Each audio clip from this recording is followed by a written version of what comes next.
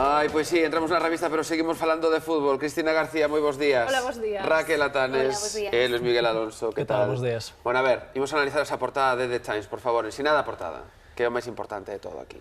Que un diario británico serio, pois di que a derrota de España a culpa tena a moza de Casillas, neste caso, Sara Carbonero. E aquí vemos este momento, Sara Carbonero, Iker Casillas casi como tenso, non? Sí, foi un momento super tenso. Como tenso que...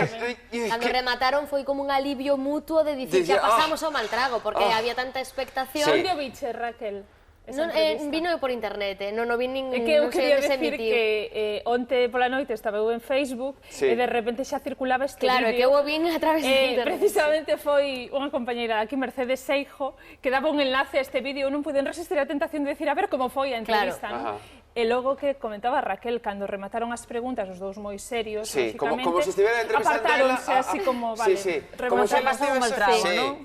Ou como se entrevistase, o que sei, un primeiro ministro, un presidente ou algo así, non? En plan, non me vai a equivocar porque está todo o mundo aí pendente. E que levantándolle voltas ao tema dende case que o comezo. Dende moito antes de que pasara. Sí, que eso estaba visto. Bueno, e vos que pensades, prexudica ou non prexudica? Ten razón este diario británico, sí ou non? Se eu outro día comezaba este espazo dicindo que me parecía que salían noticias insulsas, que estaban atigados os medios de noticias insulsas respecto ao Mundial, isto pareceme ao gran exemplo dunha noticia insulsa respecto ao Mundial, vamos. O mesmo The Times di que a selección inglesa sí que permite que vayan os xogadores cos esposas e coas noivas a xogar, cousa que non pasa en España. A xogar, bueno. Que os acompañen previamente os partidos de fútbol. É que cada selección ten unhas férreas normas con respecto a este tema. Mentres que a Argentina, con Maradona aí ao mando, obviamente, e aquelo é, bueno, unha festa, sempre cando iso sí, o sea, é dicir, poden levar as súas respectivas e poden estar con elas aloxados nos hotéis e todo, sempre cando sexan coas súas respectivas e sen consumir ningún tipo de sustancia, dicía Maradona. Que, bueno, xa viste, sabe do tema, todos ellos vendo. Bueno, despois, por exemplo, hai outras que son moitísimo, a de Capelo moi estricta, nada de mulleres nin mozas por ali preto, e a española en concreto poden levar as súas parellas, pero teñen que estar aloxadas noutro hotel diferente, só poden compartir ratos libres nas xornadas de descanso. E eles ali compartiron micrófono. Eles compartiron aí o momentillo. O que me chama a atención é que The Times di que son os o sea, bota un pouco a pedra, pero esconde a man, porque di que son os seareiros españois os que culpan a Sara Carbonero. Sí, o que di. É unha fonte un pouco ambigua. Pero a min isto de misturar o lercheo co mundial encántame. A mí tamén me encanta o tema do mundial. Pois mira, eu estou de acordo cos británicos nunha cousa. Si prexudica a Iker Casillas a presencia de Sara Carbonero, e si prexudica moito máis a Sara Carbonero no seu traballo, a súa relación con Iker Casillas.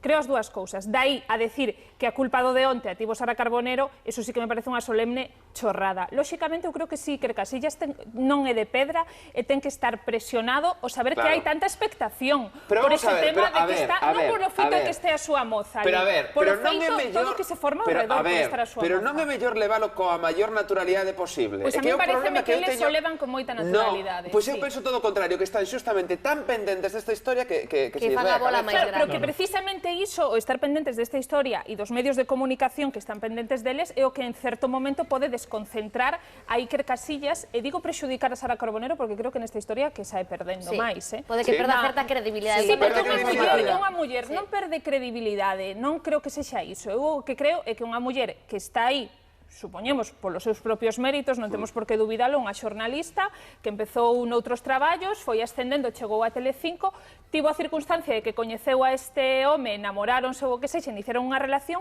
pero agora xa non é a xornalista Sara Carbonero, senón que é a moza de Iker Casillas. Aparte que se especulaba con esta historia en función da súa relación con Iker Casillas. Como seguindo todo o proceso, porque xa moito antes de que a relación fose pública, xa decían que se a él comentaba que ela lle gustaba, se ella lle tiña botado os trastos. Incluso ela chegou a Sudáfrica non é nada extraño porque ela xa facía eses traballos antes. Que pasa? Que ela tamén traballa nunha canle de televisión que é unha mestra en canto a crear expectación en certas cousas e sacar proveito de certas historias, cousa que me parece moi ben. Eles van a aproveitar todo o tirón todo posible. Credes que se tratase de outra canle de televisión non me enviarían a Sudáfrica a Sara Carbonero? Pois igual creo que sí. Se todos poden pecar como Telecinco, vamos, todos pecarían, porque a audiencia é a que prima, a audiencia é que se dá publicidade, a publicidade é que Aparte que é a echa os quen lle cartos. correspondería ir nunha situación normal, a mí tamén parecería injusto que non fose por claro, iso. que non fose, pero igual noutro medio pasaba. Pero vos fixéronos unha cousa, é que aquí hai un conflito importante. Bueno, a todo isto, o Times di que ten culpa Sara Carbonero da cantada de Iker Casillas, que a mí isto tamén me parece mal, porque, home, Iker Casillas onte non estivo moi acertado aí no momento do gol de Suiza, pero tampouco foi unha cantada. Como o porteiro inglés cantou, agora queren acusar de cantar o resto dos porteiros. Bueno, pero atendede unha cousa, Aquí hai unha situación que é enrevesada, e digo vos por qué. A ver, é que eu non me imagino que a miña muller fose, eu que sei, presidenta do goberno, e ter que entrevistala. Ou, imagínate, Laura, que casas, pode pasar. Claro. Pois con un presidente dun banco, e que teñas que entrevistalo. E que? E que se crea, créase unha situación un pouco complicada. De feito, en Francia, persoas que estaban vinculadas, ou xornalistas que estaban vinculados con certos partidos ou que tiñan esposos, os xornalistas non estaban vinculados políticamente, pero si os seus esposos ou esposas con un partido, etcétera, deixaron de presentar telexornais por culpa diso. Claro, pero eu creo que aquí hai que diferenciar tamén unha cousa é entrevistar un político, alguén representante dun partido político ou que teña certo cargo, certa responsabilidade, na que ti podes, ou non, previamente pactar esa entrevista para que sexa máis doada para esa persoa, ou no caso do deporte, que no deporte, lóxicamente, non hai todas esas sutilezas e minudeces, non? Estamos falando de deporte, pero condiciona. Eu creo que as preguntas, además, se nos apostamos pola naturalidade, Laura, se apostamos pola naturalidade, que é o que defendíamos antes, ela é a encargada de entrevistar a pé de campo ou despois do partido xogadores, e ele é o capitán do equipo, así que é normal que teñan que falar. Agora, tamén teñen que estar son conscientes desa expectación e iso crea esa tensión, é imposible pois poder mostrarse como se mostraría elas en vez de estar entrevistando a Casillas, pois entrevistase a Sergio Ramos ou a... De todos os xeitos non deixa de sorprender como Iker Casillas, que para estar na elite do deporte, ata aí ben pouco, a súa vida privada non tiña ningún tipo de interese, pero a raíz duns anos para esta parte xa sí, porque aínda hai pouco antes, claro, e antes de empezar con Sara xa se comentaba, el tiña un baixón deportivo, parece ser, non son moi seguidora, pero dicían que era porque a xente no campo lle increpaba cousas cando el rompeu a súa relación con Eva González e esta comezou a salir con Cayetano Rivera, a xente gritaballe no campo, Cayetano, Cayetano, e decía, a xente ten moi mala idea tamén. Claro, pero eu que falabades antes aquí no faladoiro de deportes, eu creo que todo influe na túa... no teu traballo. Claro que as túas cousas personais influen. E se a túa vida sabe todo o mundo e que che berren Cayetano, pois non debe ser moi agradable e claro que te desconcentra. Pero tamén logo hai unha posibilidade, Luis Miguel, a ver ti que pensas.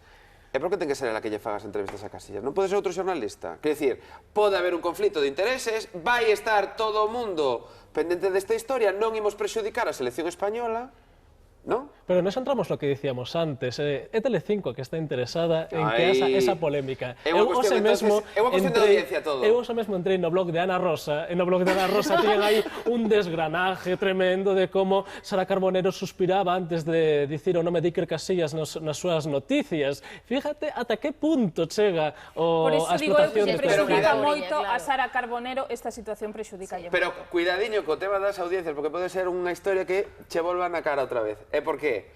Porque se se desestabiliza a selección española e perde, tamén se perde a audiencia, porque acaba a selección española de participar no Mundial. Ollo. Bueno, partimos da premisa de que todo isto é unha suposición e que non ten base ninguna, que se perderon foi por outras circunstancias. E aparte porque, claro, pero de Iker, a defensa foi bastante feble tamén. Pode ser que a situación inflúa no rendemento do xogador. Pero de aí a que Sara Carbonero teña a culpa pareceme tan machista decir eso. É machista.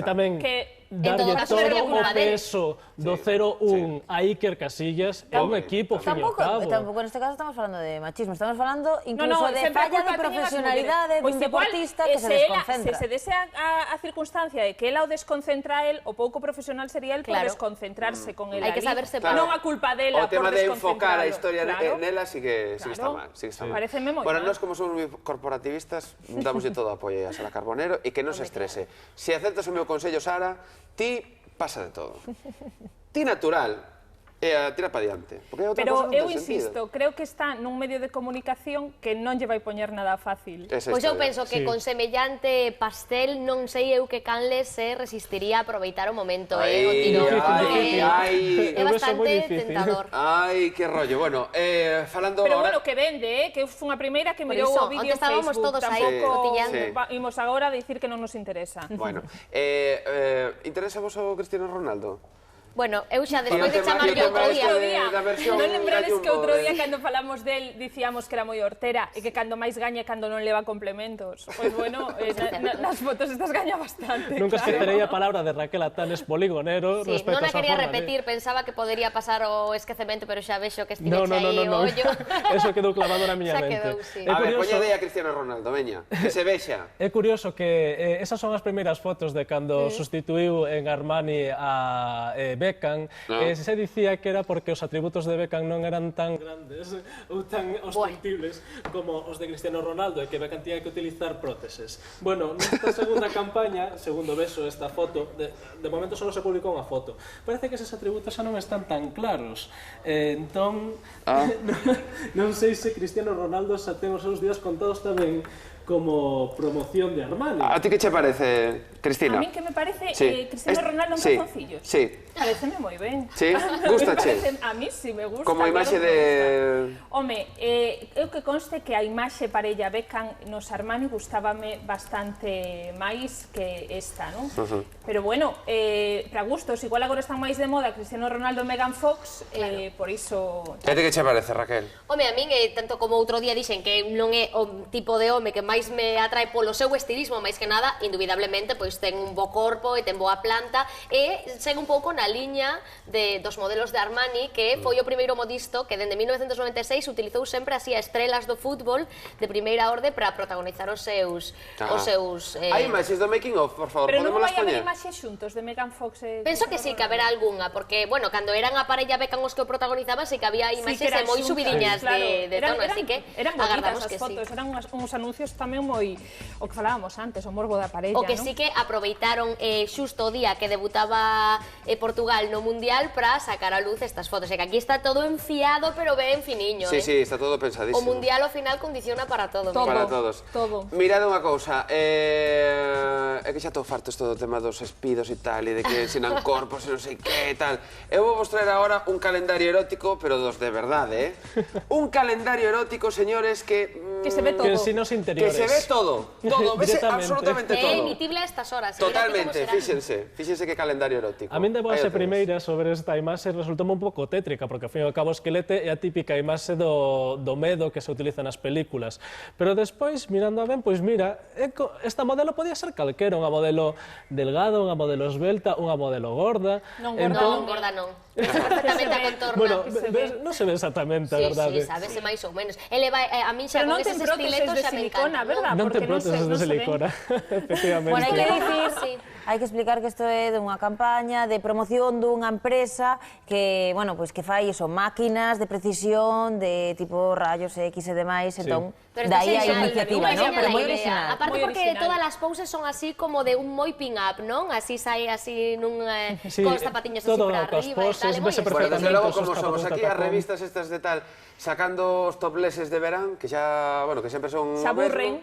E nos poñendo aquí os esqueletos. Pero isto non é unha mensaxe subliminal de que haya que ir quedando nos osos porque chega o verán, Para nada. Pero a mí parece que en absoluto. Esta modelo ou modelos tiveron que cobrar un plus de perigosidade, claro, porque teñen que someterse a radiacións para facer esta historia. Tanto tempo. Un minuto para falar de Ozzy Osbourne, que lle pasa? Que din que leva 40 anos tomando drogas e bebendo, e, sen embargo, home tan contento, tan campante, vaña a facer un análise do seu ADN, é unha das poucas persoas que se vai a someter a ese análise para facer un mapa completo do seu ADN, para saber se realmente ten unha resistencia natural ás drogas. É o que se coñece como unha situación médica extrema, por iso van investir preto de 32.000 euros en facer todo o mapa do seu xenoma e saber por que, tras 40 anos do que el mesmo denomina como festa ininterrompida, segue aí tan fresco. Bueno, de todos los... Bueno, a mí parece unha vergonza porque dan a entender que a situación de Ozzy Osbourne é invexable tal e como está agora mesmo, e a mí non me parece suscribo iso. E por que Ozzy Osbourne non é o único? Persoas como Mick Jagger, por exemplo... Que pasta que gusta terán que ir pouco a pouco, te deixa ver que sale disto. Fatal, a mensaxe é a contraria, que non se pode consumir drogas nunca, que son malísimas,